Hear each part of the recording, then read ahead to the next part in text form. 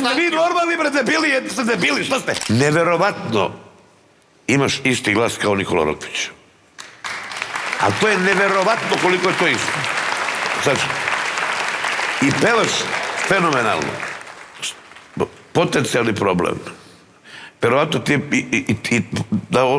taj fazon tako se uči i da pevaš. I to je sve super. Malo, molim te, pobegni bar od njegovih tih gegova, onog podriskivanja. Ne. Replika. Može replika. Ja se ne slažem. Ti imaš svoj identitet.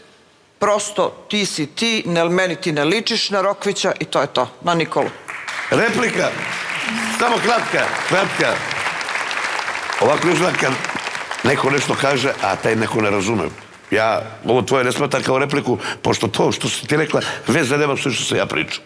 Da, ajmo dalje. Ja uopšte nisam rekao da on liči na Rokvića, a gde si ti to čula, to je sad neki tvoj problem. Pa kako bre, rekao si da je identičan kao Rokvić?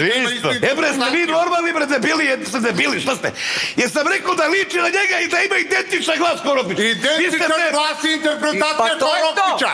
Pa šta hoćeš da radi? Pa svakako ne liči, nismo ćoravi, bre. Pa on je rekao da sam rekao da liči na njega. Ne, da liči na pevaju. Pa da liči u pevanju, bre, da liči on ne liči u pevanju, jer nisam pa nikad čak si rekao ti da ima i takav manir, da ima takva gestikulacija, nema veze s Rokvićem. Ti si čorav 100 puta više, ti da promeniš tu dioptriju odmah.